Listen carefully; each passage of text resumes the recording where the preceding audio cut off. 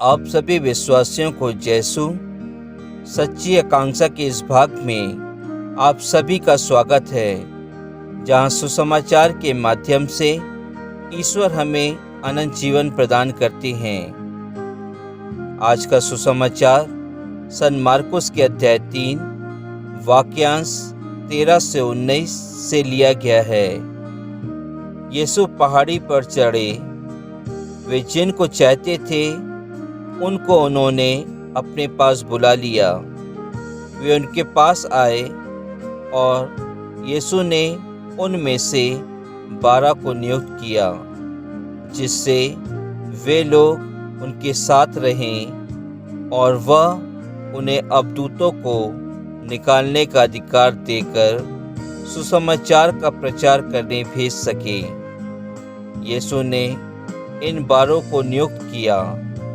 Simone को, जिसका नाम उन्होंने पेतरुस रखा, जेबेदी के पुत्र याकूब और उसके भाई योहन को, जिनका नाम उन्होंने बोअनेर्गेस अथवा गर्जन के पुत्र रखा, अंद्रयास, फिलिप, बर्थोलोमी, मत्ती, थॉमस, अल्फाई के पुत्र याकूब, थदेउस और सिमोन को, जो उत्साही कहलाता है, और यूदस इस्करियोती, जिसने ईसा को पकड़वाया।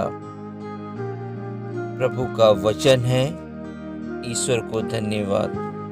क्रिस्त में प्यारे विश्वासियों, आज के सुसमाचार में हम देखते हैं कि प्रभु यीशु क्रिस्त पूरी रात भर पहाड़ी पर अपने पिता से बातचीत कर रहे थे और अपना पूरा समय उन्होंने प्रार्थना में व्यतीत किया।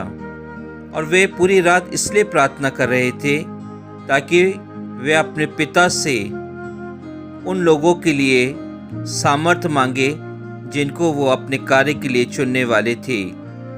वे पूरी रात भर परेशान थे कि वे अपने कार्य के लिए, अपने सुसमाचार के प्रचार के लिए किन लोगों को नियुक्त करें। और अंत में वह भोर सुबह नीचे पहाड़ी के नीचे उतरते हैं और जितने लोग उनके पीछे चलते हैं, उनके कार्य को करना चाहते हैं, उन सभी लोगों में से वे अपने कार्यों के लिए सिर्फ 12 शिष्यों को नियुक्त करते हैं, ताकि वो 12 शिष्य उनके अनुसार कार्य कर सकें, उनके समान दूसरों को चंगा कर सकें, उनके समान वह दूसरों के अवधूतों को बाहर निकाल सकें। क्रिस्त में प्यारे भाई और बहनों, हम सभी भी प्रभु यीशु क्रिस्त के द्वारा चुने गए हैं।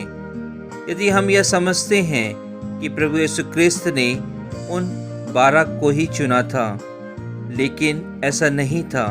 प्रभु यीशु क्रिस्त ने उन सभी लोगों को चुना था जो लोग प्रभु यीशु क्रिस्त के पीछे जाते थे। लेकिन प्रभु यीशु क्रिस्त ने इन 12 को उनके हृदय को देखकर चुना था, ना कि उनके बाहरी रूपरेखा को देखकर चुना था। हम देखते हैं कि इन 12 शिष्यों में सभी के सभी धर्मी नहीं थे, सभी के सभी ईमानदार नहीं थे, सभी के सभी सच बोलने वाले नहीं थे। आप देखते हैं और हमने जैसे सुसमाचार में देखा है कि प्रभु यीशु क्रिस्त के ये 12 शिष्य अलग अलग जगहों से आए हुए थे और उन्होंने अलग अलग जगहों पर जाकर ईश्वर के सुसमाचार का प्रचार किया। प्रभु यीशु क्रिस्त के इन 12 शिष्यों में एक शिष्य जो यूदस कहलाता था, जिन्होंने प्रभु यीशु क्रिस्त को पकड़वाया था, वह भी प्रभु यीशु क्रिस्त के 12 शिष्यों में से एक था। कहने का तात्पर्य यह है कि क्रिस्त में प्यारे भाई और बहनों, यदि हम अभी इस समय यह सोचें कि हम ईश्वर के कार्यों को आगे बढ़ा सकें या बढ़ाना चाहते हैं, तो उसके लिए हमें अपने बाहरी रूपरेखा, अपने बाहरीपन की ज़रूरत नहीं है, क्योंकि हमारा प्रभु यीशु क्रिस्त ने हम सभी को उसी दिन चुना था जब हमने पहली बार बपतिस्मा ग्रहण किया था। उस समय प्रभु यीशु क्रिस्त ने अपना नाम देकर और पवित्र आत्मा हम पर रखकर हमें नियुक्त किया था ताकि हम अपने जीवन में उनके कार्यों को कर सकें। लेकिन शायद हम इस सांसारिक जीवन में जीते समय उन सभी बातों को, उन सभी शक्तियों को भूल जाते हैं, उन सभी प्रभु यीशु क्रिस्त की आज्ञाओं को भूल जाते हैं और संसार के मोह माया में फंसकर हम प्रभु यीशु क्रिस्त के कार्यों को करना भूल जाते हैं। क्रिस्त में प्यारे भाई और बहनों, आज का सुसमाचार हम सभी को यही बताता है कि प्रभु यीशु क्रिस्त ने जिस प्रकार रात भर उन शिष्यों के लिए प्रार्थना की थी, आज हम सभी के लिए भी प्रभु यीशु क्रिस्त वैसे ही प्रार्थना करते हैं ताकि हम किसी परेशानी में ना पड़ें, लेकिन हम उनके कार्यों को करें। ऐसा प्रभु यीशु क्रिस्त हम सभी से भी चाहते हैं। प्रभु यीशु क्रिस्त हम सभी से यह भी चाहते हैं कि हम उनके समान अवधूतों को निकालें, हम दूसरों को चंगाई प्रदान कर सकें, हम उन शिष्यों के समान प्रभु यीशु क्रिस्त के सुसमाचार का प्रचार कर सकें। क्रिस्त में प्यारे भाई और बहनों, आज हम अपने समाज में, अपनी कलीसिया में जब देखते हैं कि कुछ लोग जो ईश्वरीय कार्य करते हैं तो हम अपने आप को बहुत छोटा समझते हैं कि हम यह जानते हैं, हम यह सोचते हैं कि शायद मैं ईश्वर के कार्यों को नहीं कर सकता, मेरे पहले लोग यह कार्य को कर रहे हैं, मेरे बाद भी कई लोग ऐसे हैं जो ईश्वर के कार्य को करना चाहते हैं, तो मैं किस प्रकार ईश्वर के कार्य को कर सकता हूँ। लेकिन क्रिस्त में प्यारे भाई और बहनों, ईश्वर के कार्यों की कोई सीमा और कोई उम्र नहीं होती है। हम आज देखते हैं माता कलीसिया आज संत एग्नेस का पर्व मनाती है। हम जानते हैं कि संत एग्नेस 12 वर्ष की उम्र में ही उन्होंने इस संसार को छोड़ दिया था, लेकिन इन 12 वर्षों में उन्होंने ईश्वरीय कार्य को किया, जिसके कारण वह संत घोषित हो गई हैं। हम भी अपने आप को अपने दिलों में, अपने दिमागों में यही रखें कि हम आज हमारे ईश्वरीय कार्य करने की सीमा समय खत्म नहीं हुई है। आज से और अभी से भी हम ईश्वरीय कार्य को प्रारंभ कर सकते हैं। हम ईश्वर के शिष्य बन सकते हैं। हम ईश्वर के शिष्यों के समान दूसरों को प्रभु यीशु क्रिस्त के समीप ला सकते हैं। हम अविश्वासियों को विश्वासी बना सकते हैं। आज कलीसिया सबों के लिए बनाई गई है।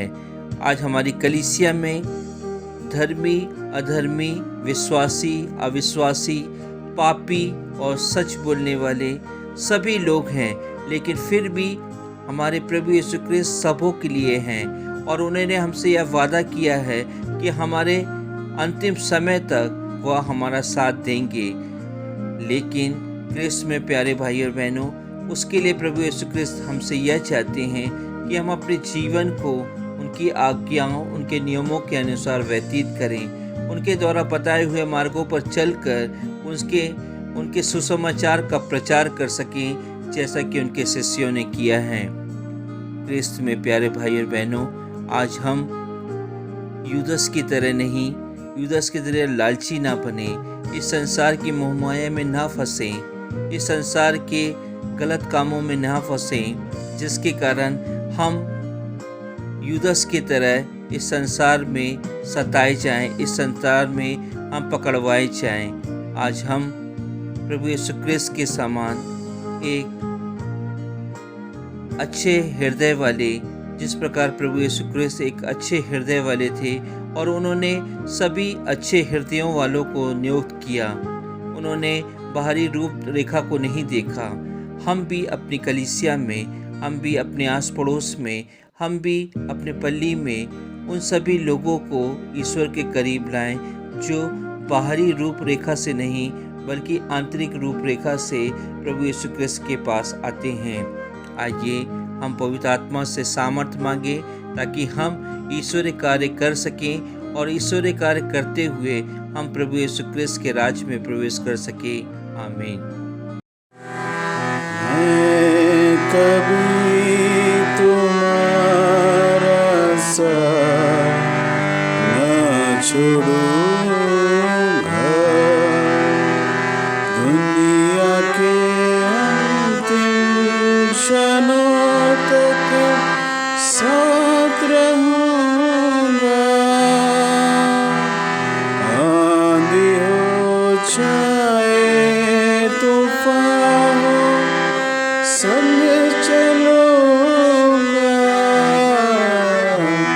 मैं कभी तुम्हारा साथ न छोड़ूंगा। माँ की कोख में जब तुम थे, मैंने तुमको चुन लिया, तुमको सवारा, दिल में बसाया, प्रेम पार किया। माँ की कोख में जब तुम थे, मैंने तुमको चुन लिया,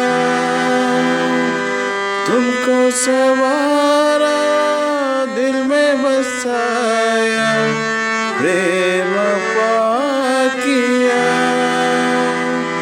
तुम मेरे हो, मेरे लिए हो, बस तुम